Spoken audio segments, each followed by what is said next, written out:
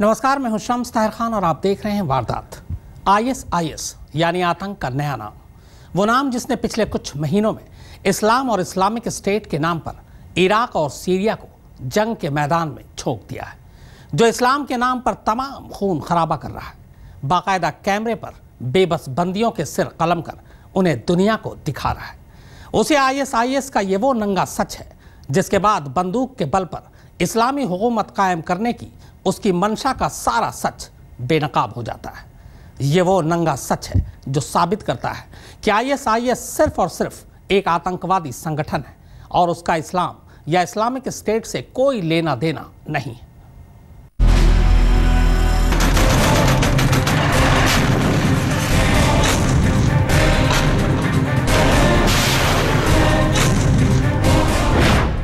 पहले नरसंहार हुआ, लेकिन बेबस दुनिया देखती रही।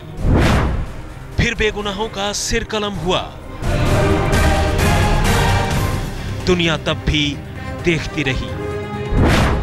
इसके बाद औरतों की मंडी सजी, दुनिया तब भी देखती रही। लेकिन अब जो कुछ हो रहा है उसके बाद दुनिया का तो पता नहीं। जुल्म सहने वालों ने अपना मुंह खोलना जरूर शुरू कर दिया है, क्योंकि इस जुल्म को सहना तो दूर, इसके बारे में सुनना भी मुश्किल है। और इस बार मुंह किसी और ने नहीं बल्कि 15 साल की उस मासूम लड़की ने खोला है, जिसने अपनी इस छोटी सी उम्र में दुनिया के सबसे खूंखार आतंकवादी संगठन यानी ISIS का वो चेहरा देखा है जिसे देखते ही किसी की रूह फना हो जाए। आतंकियों ने हमें सिंजर की पहाड़ियों पर पकड़ा और अपने साथ ले गए। आतंकी हमें अपने साथ उन इलाकों में ले गए जहां सिर्फ और सिर्फ ISIS के दरिंदे ही नजर आते थे। वहां हमारे साथ बेतरह जुल्म किए गए। 5 साल की बच्चियों तक से बलात्कार किया गया। तो सुना आपने, इस्लामी सल्तनत कायम करने के नाम पर ISIS के आतंकवादी अब क्या कर रहे हैं। नरसंहार और दूसरी तमाम ज्यादती के आगे निकलकर अब उन्होंने बच्चियों से बलात्कार की शुरुआत कर दी है और बलात्कार के लिए ISIS के ठिकानों पर बाकायदा लड़कियों की बोली लगने लगी है। ISIS की सबसे घिनौनी करतूत, लड़कियों को कैद कर लगा रहे हैं बोली। जानवरों की तरह हो रहा है इंसानों का सौदा। चंद डॉलर के बदले बिक रही हैं लड़कियां। खरीदी गई लड़कियों से हो रहा है बलात्कार। यजीदी समुदाय की इस लड़की को अबू बकर अल बगदादी के गुर्गों यानी ISIS के आतंकवादियों ने सिंजर की पहाड़ियों से तब पकड़ा था जब उस इलाके पर कब्जा करने के इरादे से ISIS ने वहां हमला किया। इसके बाद पकड़े गए ज्यादातर मर्दों को तो खैर आतंकवादियों ने गोली से उड़ा दिया, लेकिन लाशों के इन्हीं ढेरों के बीच आतंकवादियों ने इस समुदाय की लड़कियों और औरतों के साथ जिस जुल्म की शुरुआत की वैसा इससे पहले कभी नहीं हुआ। क्या आप यकीन करेंगे कि ISIS के आतंकियों ने इसी तरह अलग अलग जगह से पकड़ी गई हर उम्र की लड़कियों को जंजीरों से बांधकर न सिर्फ उनकी बोली लगाई बल्कि ऐसा करने से पहले हर किसी के साथ ज्यादती की, बलात्कार किया। और तो और आतंकवादियों ने 5 साल की मासूम बच्चियों को भी नहीं बख्शा। एक बार को आतंकवादियों के बारे में सामने आए इस सच से कोई इनकार भी कर लेता, लेकिन उस बच्ची का क्या करें जिसने न सिर्फ आतंकवादियों का ये जुल्म देखा बल्कि खुद पर झेला भी। ISIS के आतंकी मुझे और मेरे साथ की तमाम लड़कियों को तल अफर ले गए। यहाँ हमें बदूश जेल में रखा गया। यहाँ हम पर हर तरह का जुल्म ढाया जाता था। हमारे साथ जानवरों जैसा सलूक किया जाता था। आतंकवादियों के चंगुल से बच निकली इस लड़की की इस आपबीती ने पूरी दुनिया को चौंका दिया है। अमेरिका और इंग्लैंड जैसे देश बेशक ISIS पर हवाई हमले कर रहे हैं, लेकिन इराक और सीरिया की जमीन में फंसे ऐसे लोगों पर से ज्यादती का ये सिलसिला कब थमेगा, ये फिलहाल कोई नहीं जानता। आज तक ब्यूरो। आतंकवादियों के चंगुल से बच निकलने वाली इस लड़की की कहानी रोंगटे खड़े करने वाली है। क्या आप यकीन करेंगे कि इस लड़की ने अपने उसी खरीदार के सिर में गोली मार दी जिसने उसे ISIS के आतंकवादियों से खरीदा था। लेकिन इसके बाद वो एक बार फिर उन्हीं आतंकवादियों के चंगुल में जा फंसी जिन्होंने उसे बेचा था। लेकिन इसके बाद क्या हुआ, ये कहानी भी कम चौंकाने वाली नहीं है।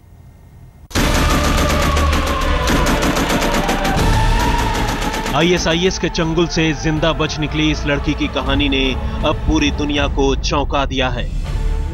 आतंकवादियों ने इसके साथ कब कब, कहां और कितनी दफा ज्यादती की, सच पूछिए तो ये इसे खुद भी अब ठीक से याद नहीं। लेकिन उसे इतना जरूर याद है कि किस तरह अपने कब्जे में करने के बाद आतंकवादियों ने दूसरी लड़कियों के साथ उसे भी भेड़ बकरियों की तरह बेच दिया था। दरअसल यजीदी समुदाय की इस लड़की को आतंकवादियों ने सिंजर की पहाड़ियों से पकड़ा था। तब उसके घर के ज्यादातर लोगों को या तो मौत के घाट उतार दिया गया या फिर सिंजर छोड़कर भागने पर मजबूर किया गया। लेकिन इसके साथ ही ज्यादती के जिस सिलसिले की शुरुआत हुई वो लंबे वक्त तक चलती रही। इस दौरान वो कई बार आतंकियों के सामने रोई, गिड़गिड़ाई, लेकिन आईएसआईएस के लड़ाकों पर इसका कोई असर नहीं हुआ। आईएसआईएस के आतंकी मुझे और मेरे साथ की तमाम लड़कियों को तल अफर ले गए। यहाँ हमें बदूश जेल में रखा गया। यहाँ हम पर हर तरह का जुल्म ढाया जाता था। हमारे साथ जानवरों जैसा सलूक किया जाता था। पहले तो आईएसआईएस ने दूसरी लड़कियों और औरतों के साथ इसे भी सिंजर की पहाड़ियों पर ही कैद करके रखा। लेकिन जब वहां अमेरिकी हवाई हमले शुरू हुए तो आतंकवादी वहां से भागने लगे और इसी दौरान आतंकवादी इन लड़कियों को भी अपने साथ ले गए। दूसरे लफ्जों में कहें तो लड़कियों की जगह जरूर बदली मगर हालात नहीं बदले। और इसके बाद इस लड़की की किस्मत में तब एक और ट्विस्ट आया जब आतंकवादियों ने उसे सीरिया में एक शख्स के हाथों बेच दिया। यहां उसकी 2 बहनें भी थी, लेकिन बिकने के बाद किस्मत उन्हें मोसूल ले गई। और इस दौरान लड़की ने देखा कि किस तरह आतंकी दिन भर कत्लेआम करने के बाद रात को उन जैसी तमाम लड़कियों के साथ रंगरलियां मनाते हैं।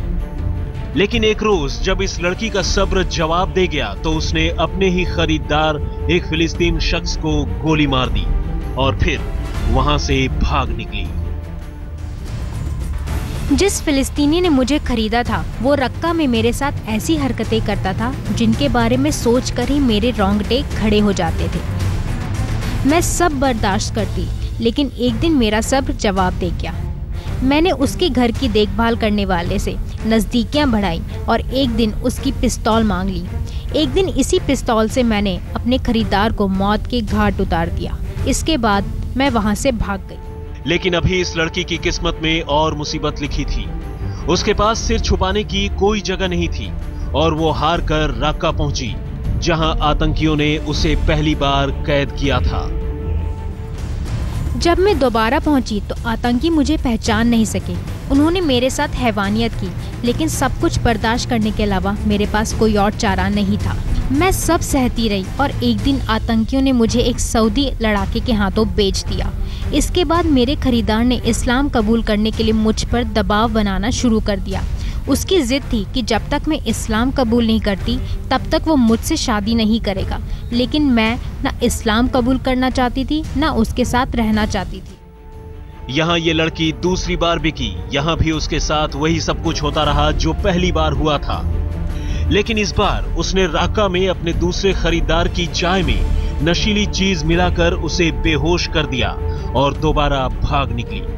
और इस बार तकदीर ने उसका साथ दिया। उसे एक ऐसा मददगार मिला जिसने उसे उसके भाई के पास तुर्की पहुंचा दिया। आज तक ब्यूरो। आईएसआईएस के हमले से लहूलुहान इराक की लड़कियों की मुसीबत भी अजीब है, क्योंकि यहाँ दूल्हे खुद आईएसआईएस के आतंकवादी हैं और दुल्हन इन्हीं आतंकवादियों का शिकार बने घरों की बेसहारा और मजबूर लड़कियां। यानी शादी न करने का मतलब है मौत और करने का मतलब है तिल तिल कर मौत।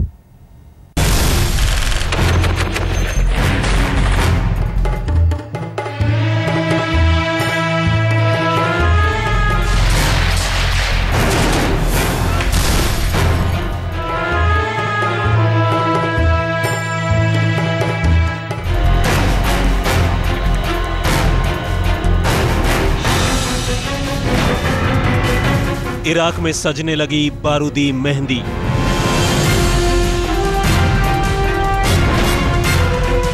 मैदान जंग के बीच शादी की तैयारी।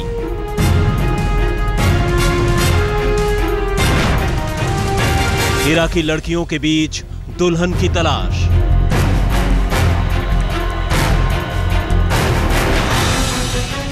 कुंवारे आतंकवादियों को चाहिए बीवियां। ये सुनकर आपको यकीन नहीं होगा, ये सोचकर आप हैरान हो जाएंगे, क्योंकि इराकी फिजा में तैरते इस नए सवाल के सिर्फ दो ही जवाब हैं, या तो हां या फिर ना। लेकिन जानते हैं इस हां ना का मतलब क्या है? ना का मतलब है मौत और हां का मतलब है तिल तिल कर मौत। लेकिन क्या करें, नए इराक में लड़कियों की तकदीर ही कुछ ऐसी है। गोलियों की तड़तड़ाहट, तोपों की धमक और बारूद की बू के बीच अब आईएसआईएस के आतंकवादी इराक की लड़कियों से शादी करने लगे हैं। और शादी की इस पेशकश को ठुकराने का सिर्फ और सिर्फ एक ही मतलब हो सकता है, वो है मौत।